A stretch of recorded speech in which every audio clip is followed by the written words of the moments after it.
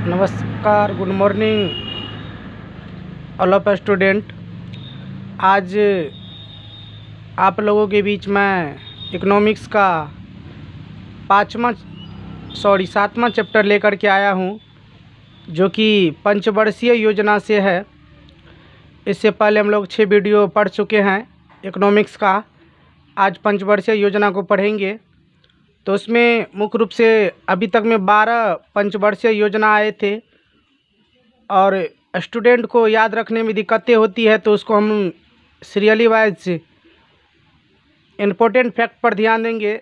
एक साइड है समयावधि, दूसरी तरफ मॉडल और केंद्र बिंदु पर ध्यान देंगे।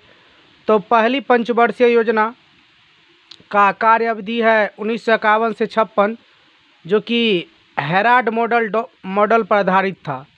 हेराल्ड डोमर मॉडल पर आधारित था, और केंद्र बिंदु में इस पर कृषि पर विशेष जोर दिया गया था पहली पंचवर्षीय योजना में, और हमारा देश कृषि प्रधान ही है। तो यहाँ से याद रखना है, पहली पंचवर्षीय योजना 1951 to 56, और हेराल्ड डोमर मॉडल और किस पर आधारित था, तो कृषि पर।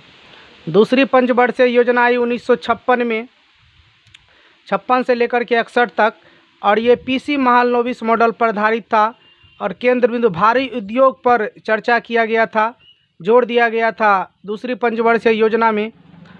और उसके बाद तीसरी पंचवर्षीय योजना 1961 से 66 माना जाता है, जो कि इसमें मॉडल सैंडी, चक्रवर्ती और महालनोबिस तीनों ने मिलकर तैयार किया था।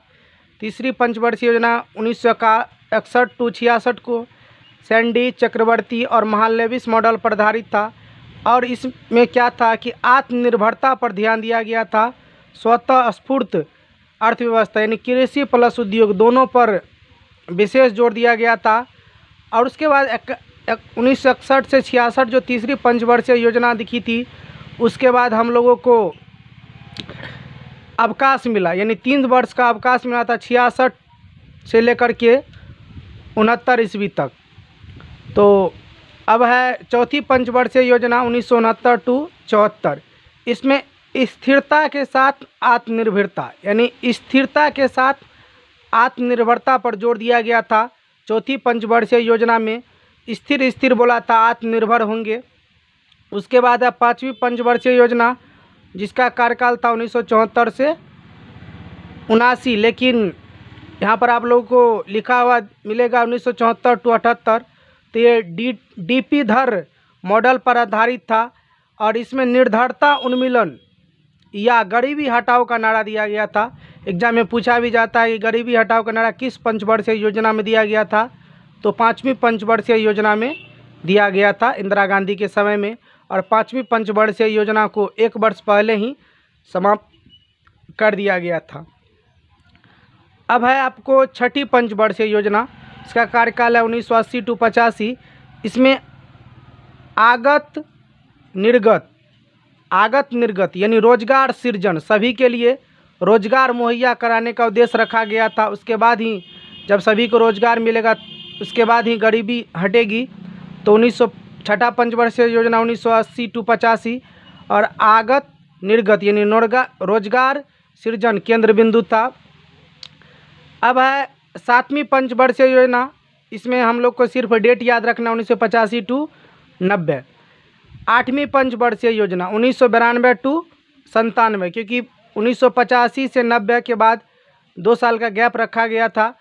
तो 1992 to 97 आठवीं पंचवर्षीय योजना।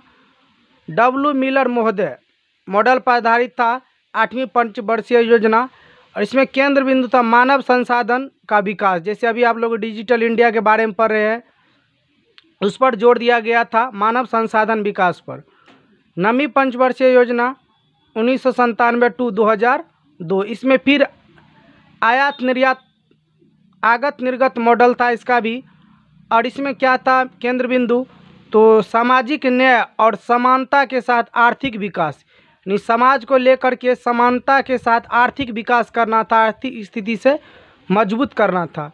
उसके बाद आपको 10वीं पंचवर्षीय योजना 2002 से 2007, इसमें सेम है, नवीं पंचवर्षीय योजना का आगत निर्गत मॉडल और सामाजिक न्याय और समानता के साथ आर्थिक विकास।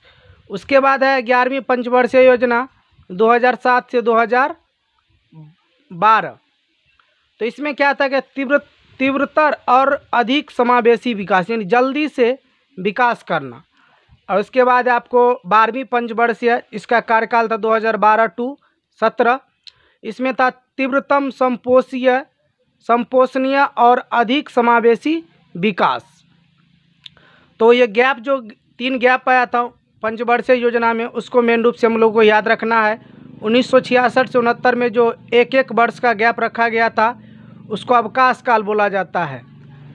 और उसके बाद 1978 टू 80 जब केंद्र में गैर कांग्रेसी सरकार बनी थी तो 2 साल का रोलिंग प्लान के नाम से जाना जाता। 1978 टू 80 एक वर्ष का योजना बनाकर प्रस्तुत किया गया था।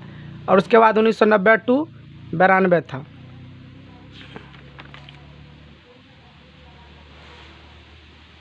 अब है कि दूसरी पंचवर्षीय योजना के दौरान ही भिलाई इस्पात कारखाना, राउरकेला तथा दुर्गापुर स्टील प्लांट की स्थापना की गई थी। दूसरी पंचवर्षीय योजना के दौरान लगाए गए थे। और 1962 का भारत एवं चीन के साथ युद्ध हुआ था, जिसमें भारत बुरी तरह से पराजित हुआ एवं पाकिस्तान के बीच 1965 में ही युद्ध के कारण अर्थव्यवस्था पर बुरा प्रभाव पड़ा था। और तीसरी पंचवर्षीय योजना को असफल योजना के नाम से भी जाना जाता है, क्योंककि इसी योजना के दौरान 2 युद्ध हो गए थे भारत और पाकिस्तान के बीच और भारत एवं चीन के बीच। 1967-68 ईस्वी में हरित क्रांति योजना अवकाश काल में आया था, यानी जिस समय अवकाश की स्थिति थी उस समय 1966-67 या 1967-68 में मिलेगा। हरित क्रांति योजना अवकाश काल में लाया गया था। और 5वीं पंचवर्षीय योजना को 1 वर्ष पहले ही समाप्त कर दिया गया था। समावेशी विकास को सबसे पहले 11वीं पंचवर्षीय योजना के दौरान अपनाया गया था। एग्जाम में पूछा भी गया था कि समावेशी विकास को किस पंचवर्षीय योजना में अपनाया गया था, तो याद रखना है 11वीं पंचवर्षीय योजना। तो दोस्तों, आप लोगों को ये वीडियो यदि पसंद आए तो लाइक, शेयर और कमेंट जरूर करें। चैनल का नाम है Gurukul GK and GS classes Supaul.